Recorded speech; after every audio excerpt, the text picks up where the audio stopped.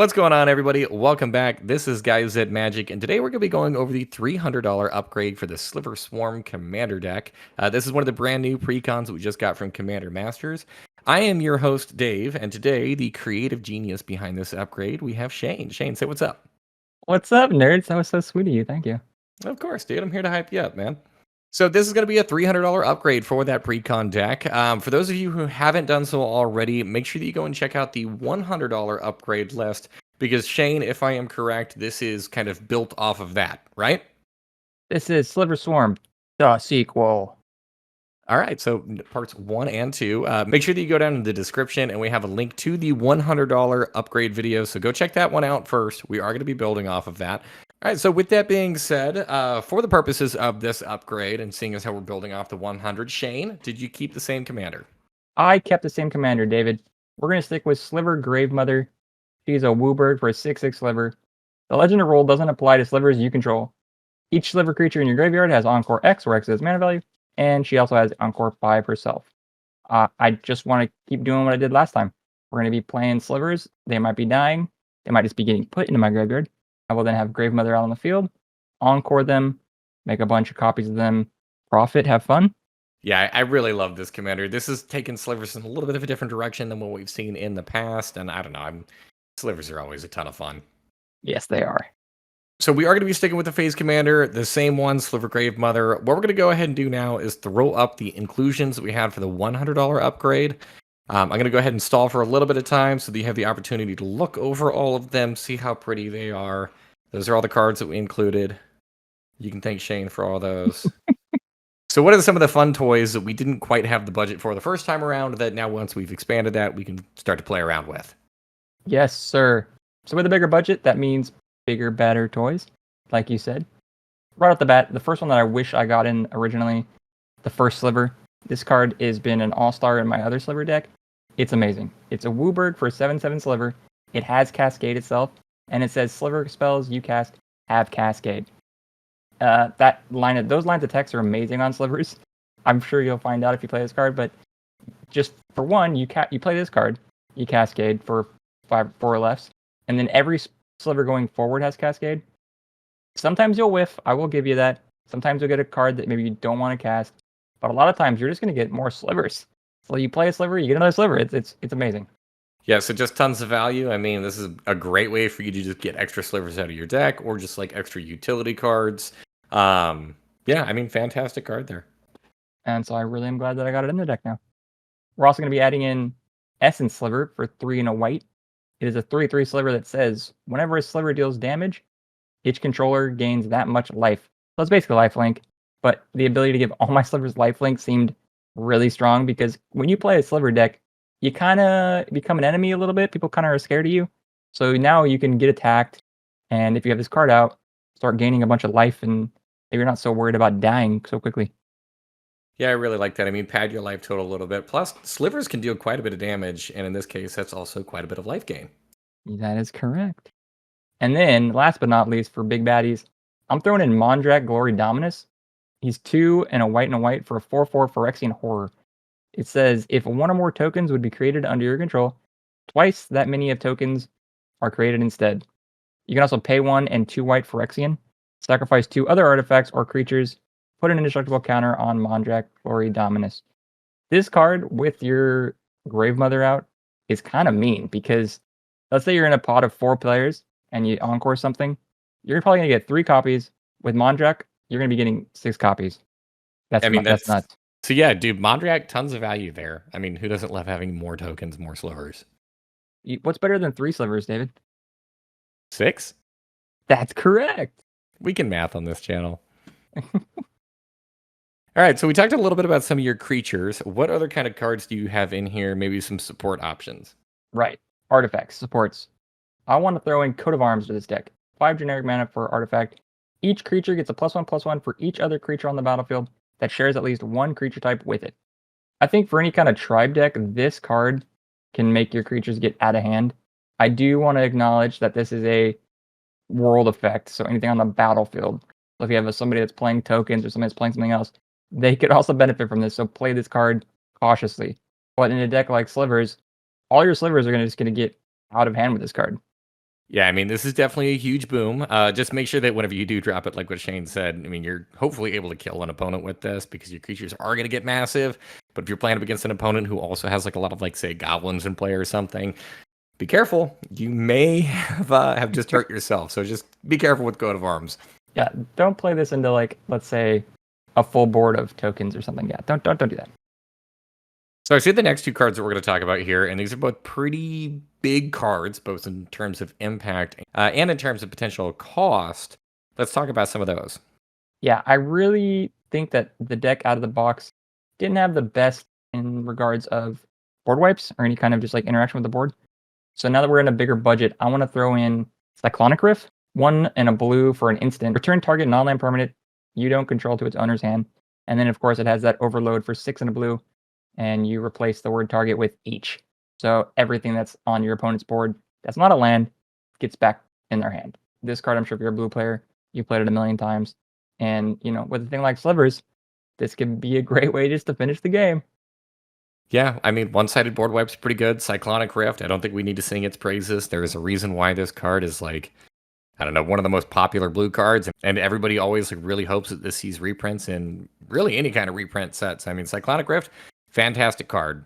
Yep, you don't have to have us say it more than once. And maybe you have one already in your collection, just throw it in the upgrade. This is a great inclusion. Speaking of one-sided board wipes, though, David, I'm throwing in Kindred Dominance. It's 5 and 2 black for a sorcery that says, choose a creature type. Destroy all creatures that aren't of the chosen type. Pretty straightforward. I'm going to play this card, and I'm going to name, obviously, Slivers, right, Dave? Slivers? Well, I don't know, man. Here on the channel, we do like to name Elder Dragons, so I think we should probably stick with traditions. Okay, well, I'm definitely naming Slivers. And then everything that's not a sliver goes bye-bye. Once again, I will acknowledge and tip my hat to the fact that this is 7 mana, so this is not the cheapest, but the fact that it will not touch anything on your side of the board, I think is it's worth the price. I mean, yeah, it's pretty good. Allows you to push in for damage and probably ruin somebody's day. Yeah, you will become a target, let's say, big time. And I happen to see 3 lands that we're getting ready to go over here. It looks like you've maybe given some love to the mana base of this deck. Desperately needed it. Desperately. If you've watched the 100 edition, you saw that I added in 3 of the tri-lands, the ones that actually have the name type of the lands. I mentioned because the deck out of the box has the very slow, bad fetch lands. But now that we're in a bigger budget, I want to upgrade those to the better fetch lands. So I'm going to be putting in Scalding Tarn, Verdant Catacombs, and Arid Mesa. They're all just really good fetch lands where you pay a life, sacrifice it, and then get any land of the respective type. So Scalding Tarn is an island or mountain. Verdant Catacombs is a swamp or forest. And Arid Mesa is a mountain or plains. They're just better, I know. If you've got these in your collection, I'm sure everyone's aware, these can just go directly into any kind of precon, but especially a 5-color precon like this one, man, the more I play my other Sliver deck, these are very important to make the deck hum. Yeah, I mean, having 5 mana on turn 5 so you can get your commander in play it's kind of a big deal. Yeah, it's not just counting to 5 in these kind of decks. You have to count to 5 and make sure you have, the one of each. All right, so those are going to wrap up for his additions. In order to make room for those cards, obviously, we did need to cut a couple of things. So with that being said, what we're going to go ahead and do now is I'm going to post up on the screen all of the cuts from the $100 version. If you're curious about any of those, go back, watch that video. Shane does a great job of explaining why he decided to remove those cards and why he has an issue with, I guess, all of the red slivers. With that being said, though, we're going to go ahead and move forward. Let's talk about some of the cuts that you got rid of for the $300 version. Yes, sir. So I did have to make a couple more cuts now that we're into 300.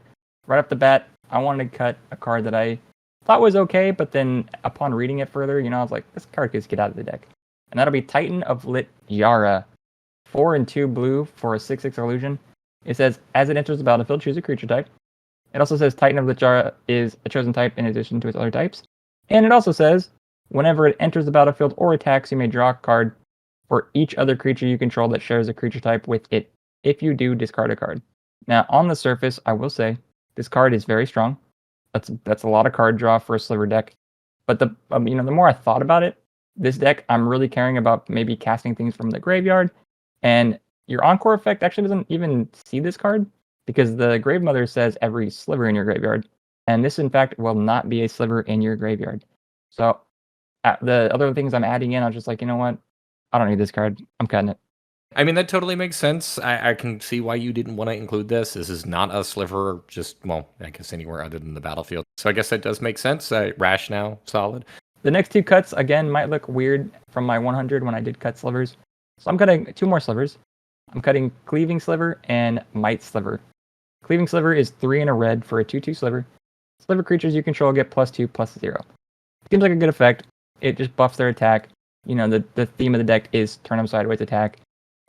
Again, from the 100 though, the thing I'm keep saying is slivers that only do one thing kind of are to me, especially if that one thing is just a little bit of a bump to their power.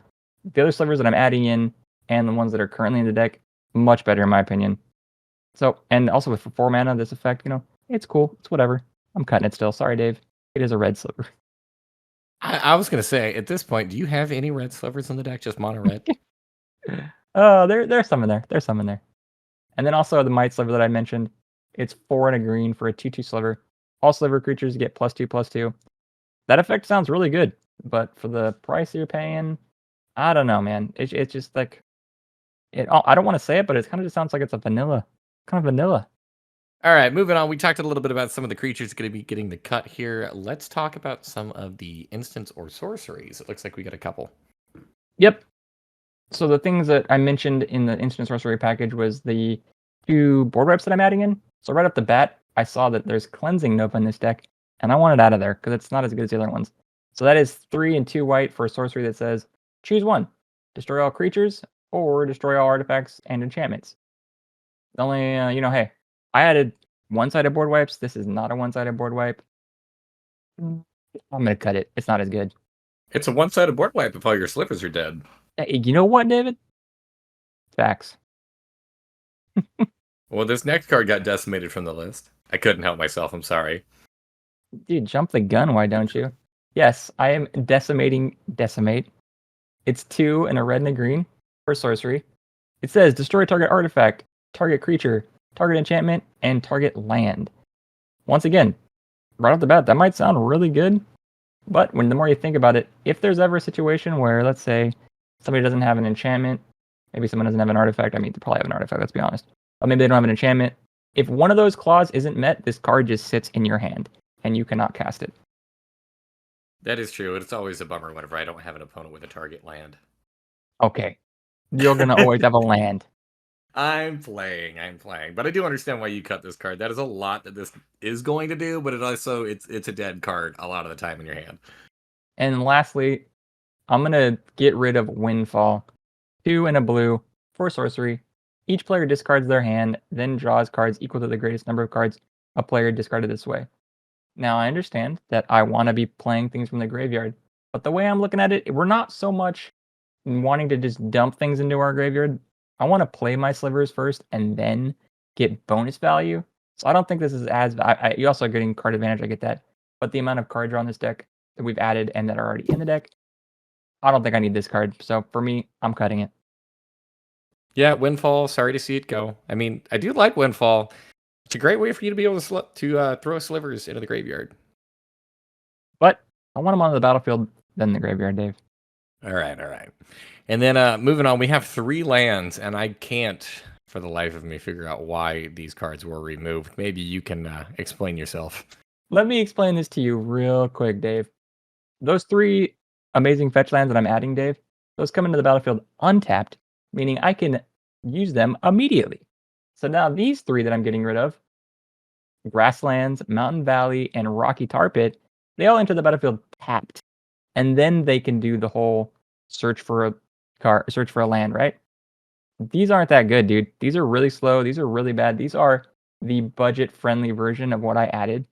And I mean, sure, Wizards did this so they didn't make the decks worth $1 billion, but these cards are bad, David. I got them out. They're just being replaced. You know, the more that I look at these, and yes, you are absolutely correct. These cards are bad. But the more I look at them, it just makes me sad because like the artwork on all 3 of these cards is so good. I miss this era of artwork for Magic the Gathering. I wish we got more pieces that look like this kind of old school art. You're just saying that because there's a John Avon right in front of you. Okay, look, I can't help it. He's fantastic. His work is amazing, but like all three of these. Yeah, no, they're really cool cards, man. It's kind of a shame that we got these uh better fetch lands, you know, because like, hey, if all we had ever was these, I'm sure they'd be very playable. But the fact that we got the better ones, like, why wouldn't you play the better ones over those? I mean, I don't know. I get it. These cards aren't good. I'm just salty at the art. I'm just sad at the art. All right, so we did throw $300 at this deck. How were we with that? Did you go over? Did you go under? I didn't go over this time, Dave. You're gonna be so proud of me. So at the time of recording, because what we're doing with my 300, I'm taking my 100 edition and my new edition to equal up 300. And at the time of recording, if you go out and get my 100 and my 300 editions, it's going to cost you $294. Boom. Perfect, right within that range. Yes, We sir. do want to put down a little bit of a disclaimer on this. As with all of the Precon upgrades that we do, there's a little bit of price fluctuation. However, it seems like this set in specific has really become incredibly volatile. There are a couple of cards that seem to have like jumped all over the place in pricing. So Yes. if you watch this video and you're like, what in the world are these guys talking about? I can't find these cards for anywhere near this price. They must be, I don't know, looking through like the damaged and recycled bin. I promise at one point in time, these cards did amount to this. They're just all over the place right now. So pick them up whenever you can. Yep. It's a bummer, but maybe we'll see more reprints coming up, you know? Maybe. All right. So super happy to see that. Any closing thoughts on this deck? I think that this sliver deck is a great shell for someone that's looking to get into slivers. The fact that you get so many notable reprints is really cool, actually. So just out of the box, you're going to get so many of the slivers that you already need. It was actually a struggle to upgrade this deck because I kept going through and like, oh, I want to add this card. I want to add this card. It's like, oh, it's already in the deck. So if you're trying to get into a sliver deck, this would be a great start, like a great way to just kind of get into it, right? And I think it's fantastic. And I can't wait to play this 300 against you guys. Looking forward to it myself. Alrighty, guys, thank you so much. As always, please make sure that you like and subscribe to this video. It does help out our channel an immense amount. Also, make sure that you go down and you comment down below. Let us know what you liked about this deck tech. If there's anything that maybe you would have liked to have changed, any cards that you think that maybe Shane did not include that we should have included, or any cards that maybe you're a little bit curious about. Feel free, leave your comments down below. We always love that kind of support, and it really does, once again, help out our channel a huge amount. Make sure you join us on our other social media platforms as well. We are on Instagram, we are on TikTok, and we are also on what was formerly known as Twitter, I guess now known as X. Whatever they decide to name it next week, follow us there too. At Guys That Magic. Until the next video, this has been Guys That Magic. Peace. Bye.